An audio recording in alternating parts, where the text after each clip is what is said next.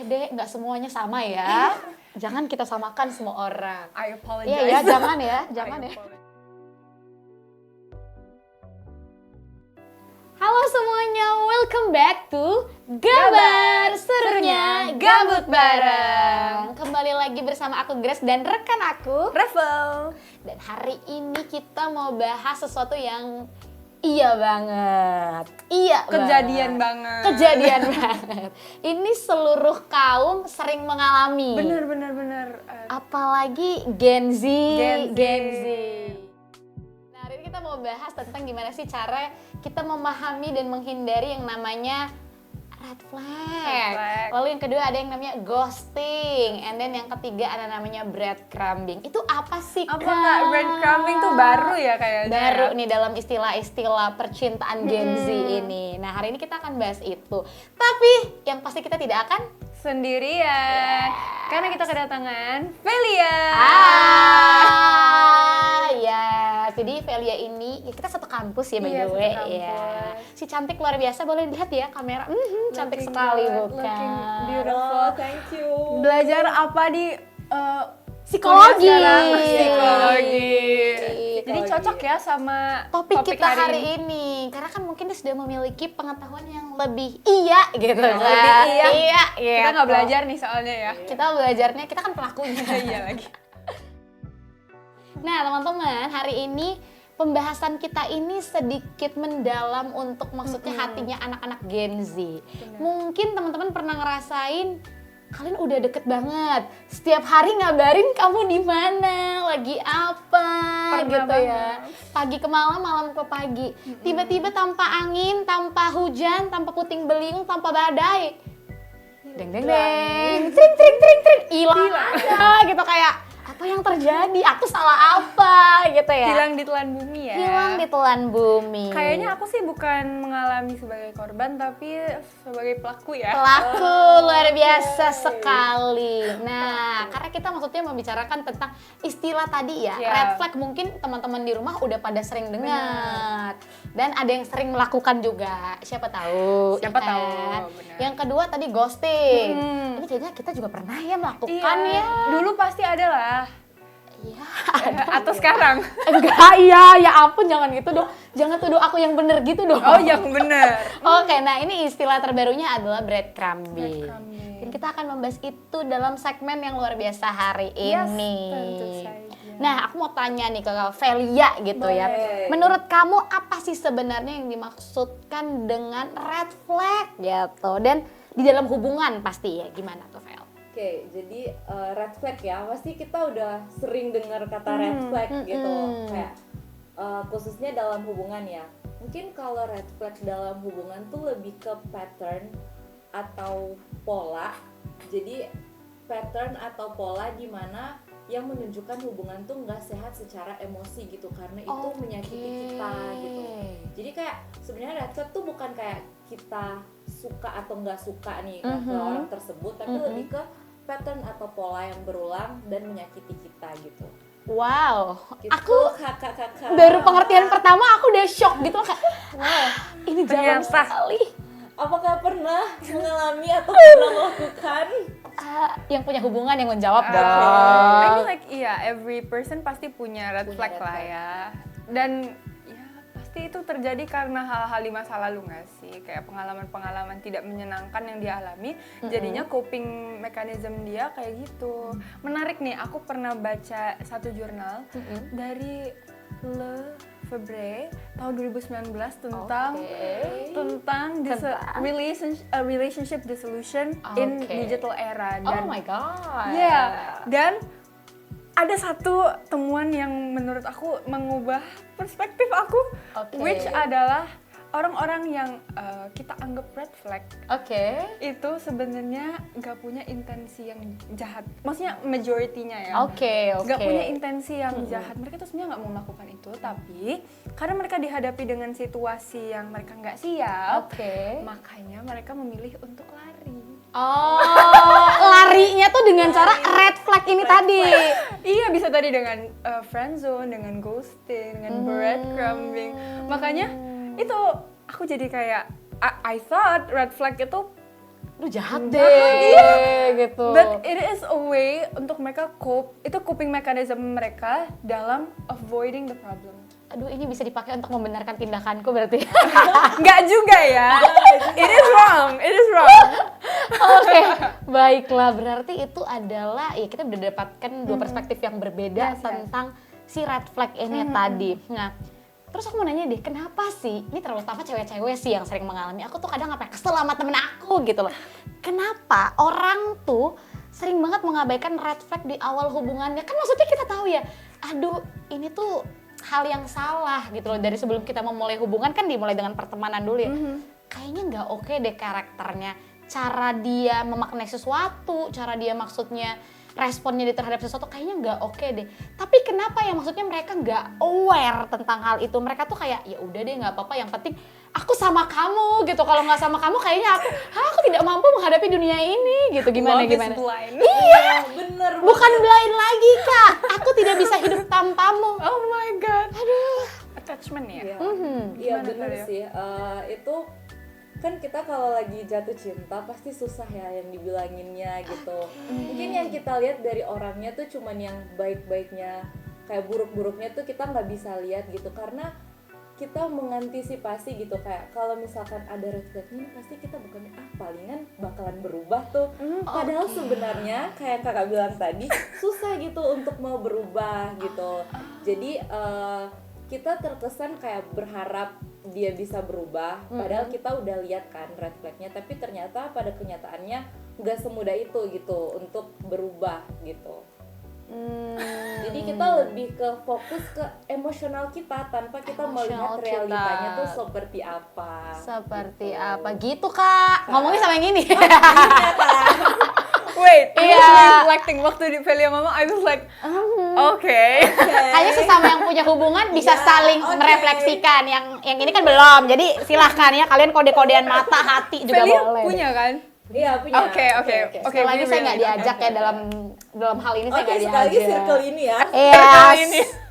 Luar biasa ya. Makanya dia teman-teman yang ya. banyak nanya kan? Iya, saya hari ini sebagai Benar, penanya benar, telat-telat. benar. Nggak ada ya? Atau ada yang mau?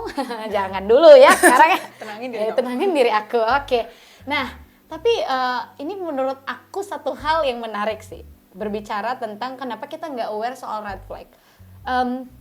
Entah kenapa aku tuh beberapa kali maksudnya punya teman-teman yang aku menyadari bahwa hubungannya mereka atau maksudnya pasangannya mereka, kelakuannya mereka dengan pasangannya mereka kayaknya red flag banget deh gitu. And then aku ada di titik kenapa ya maksudnya kamu nggak bisa merasakan atau kamu nggak bisa say no untuk sesuatu yang membuat kamu tidak nyaman. Nah kalau di aku kasusnya adalah aku adalah tipikal orang yang contohnya aku berhubungan dengan orang lain. Ketika aku menjalani beberapa bulan sama dia, kayaknya aku nggak ketemu polanya nih, aku nggak ketemu titik tengah untuk kamu dan aku sama-sama saling memahami. Aku biasanya akan dengan tidak segan bilang no, kayaknya kita nggak bisa deh. Kita harus cari another things yang nggak bisa, karena menurut aku kedatangan kamu tidak membuat aku nyaman gitu.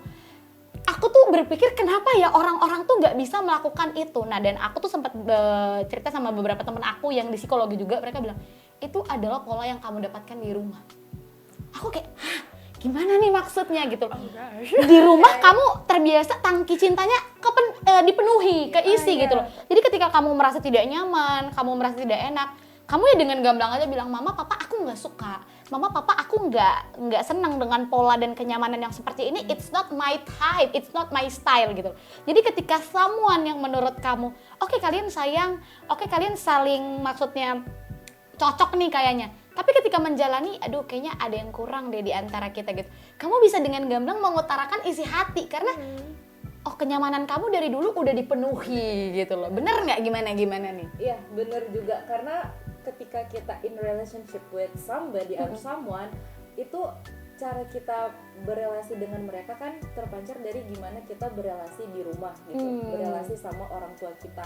Karena kayak yang kakak bilang tadi, kalau misalkan kita dari rumah aja kita udah punya secure relationship with our parents atau orang-orang terdekat, maka yang kita cari dalam hubungan tuh juga yang seperti itu gitu.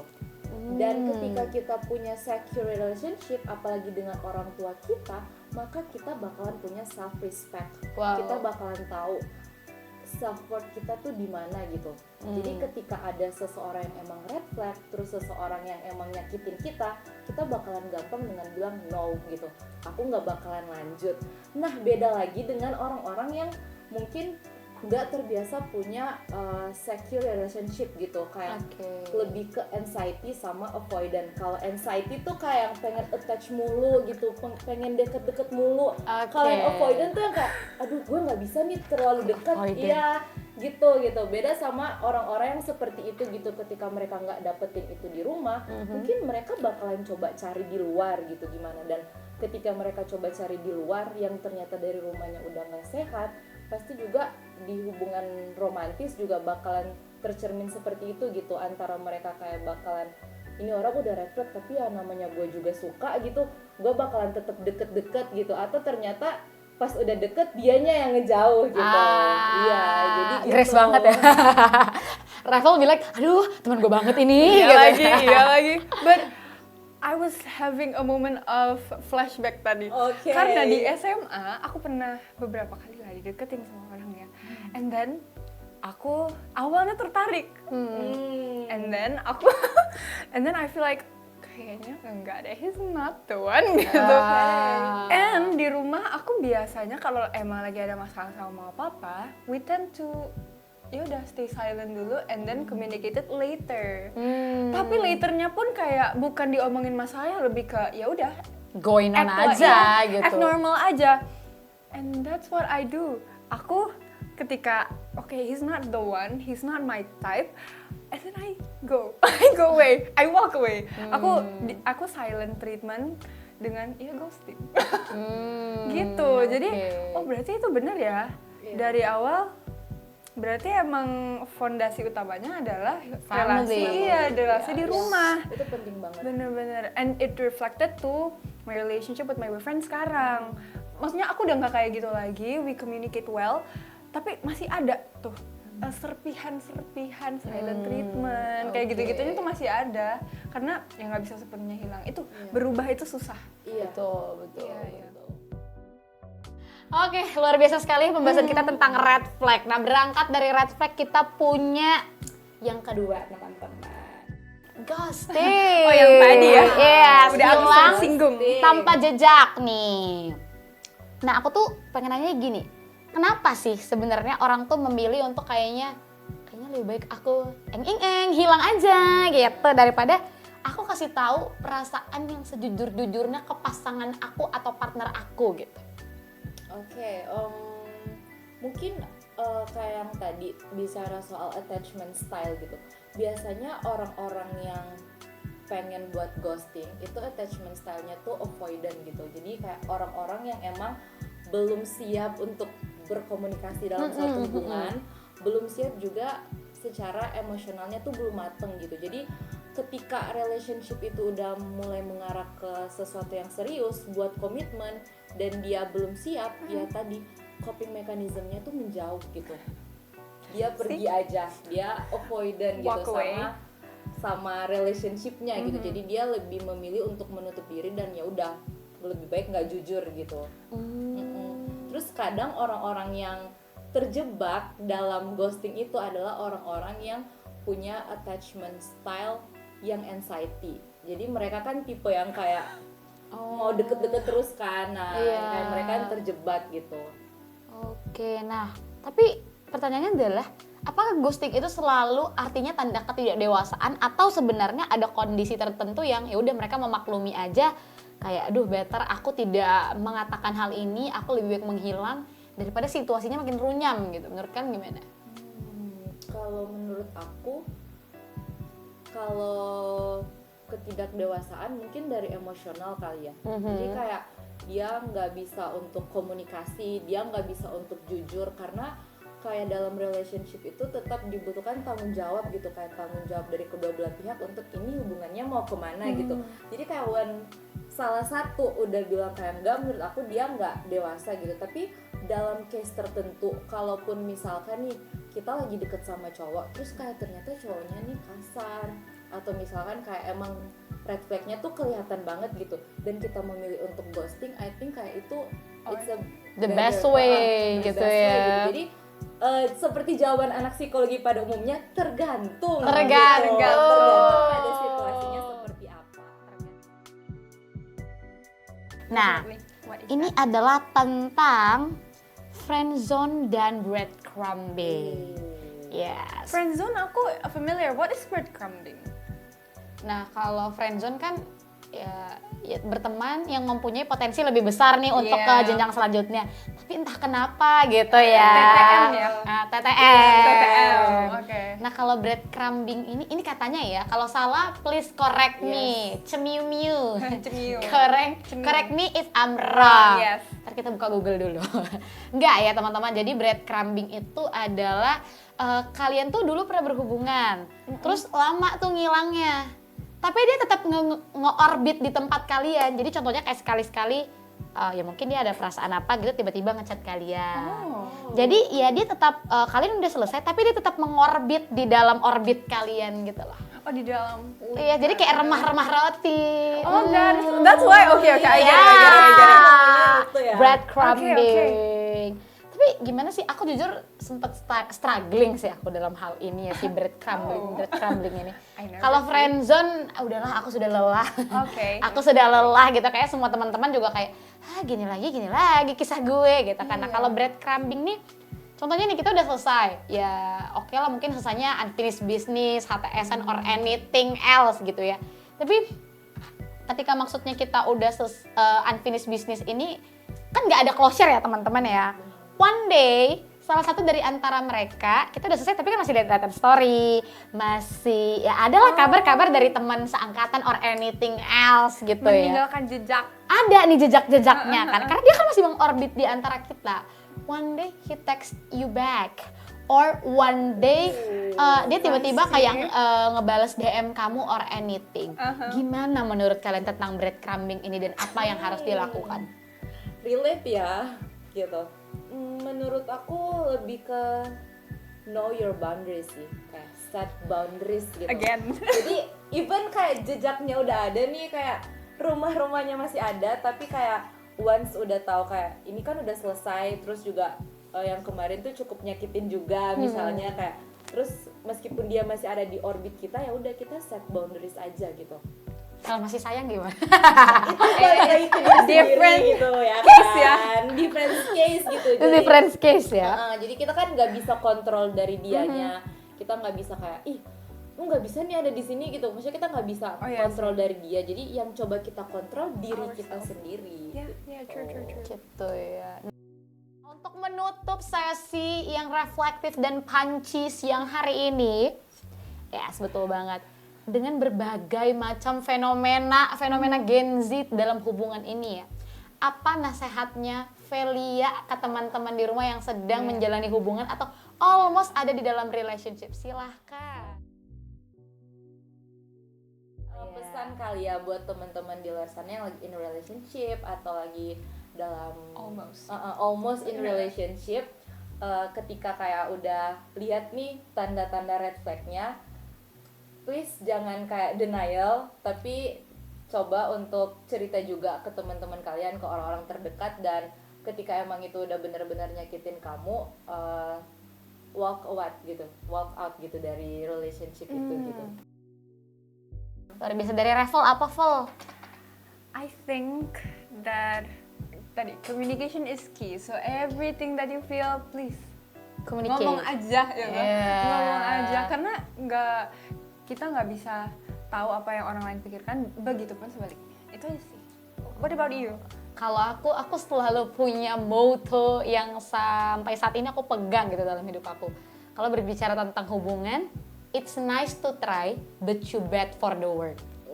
Yes. Kamu akan selalu bisa mencoba, itu baik untuk dicoba karena maksudnya itu bermanfaat untuk emosional kamu, cara kamu berpikir, cara kamu memahami orang lain. Itu kan maksudnya membuat kita mengalami peningkatan level dalam kehidupan. But for the word, you need to bet. Kamu bertaruh. Apakah ketika aku bersama dengan orang ini, ya aku akan maksudnya kemana nih, timpang sebelah, atau aku akan lurus, atau aku akan jadi naik levelnya. Jadi you bet for the word. always remember that it's always nice to try, but remember lagi, you bet for the world. Itu aja dari Gabar siang hari ini. Aku Grace. Aku Revel. See you and bye-bye!